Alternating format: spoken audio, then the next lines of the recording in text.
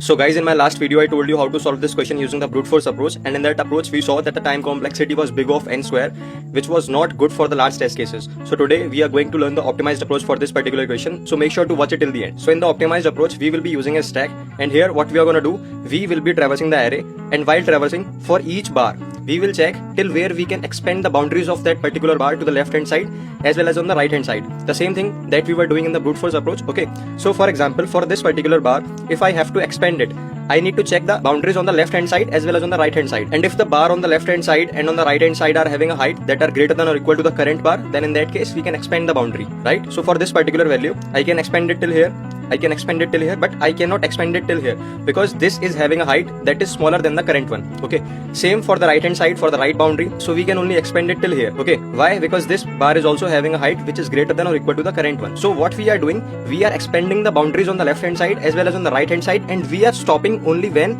we are finding a height that is smaller than the current one. Make sense? For this particular bar, we stopped here because we find a height that is smaller than the current one. On the right hand side, we stopped here because we find a height that is smaller than the current one. So now the thing is very clear. What we are doing, we just need to find out the previous smaller element as well as the next smaller element. So the same thing we have done here in the code. First we are finding out the previous smaller, so in that case we are traversing from left to right, and then we are finding out the next smaller, and in that case we are traversing from right to left. Okay, and the same concept I have applied here. If my stack is empty, then I'm gonna store -1, and if my stack is not empty, I will pop all those elements that are greater than or equal to the current one, and if I find a smaller element, then I'm gonna store the index of that particular smaller element. Okay, same thing for the next smaller, but here I'm storing -1 because on the left hand side there was nothing, and here for the next smaller I am storing n, and this n is going to be the length of the array. And finally, after finding out all the left and right boundaries for each bar, we are gonna calculate the width, right, of I minus left of I minus 1, because if you consider for this bar 0 1 2 at 2th index, for this I found the left index as 1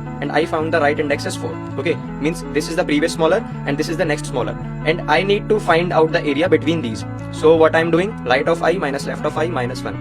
Okay, and after finding out the width, we are calculating the area and comparing it with max area, and after completing all the loop, we are returning the max area at the end. And here you can see this is the most optimized solution for this particular question. You can take a screenshot of this code and try to do dry run by your own, and share this reel with your friends who are learning DSA, and I will see you in the next video with another DSA concept.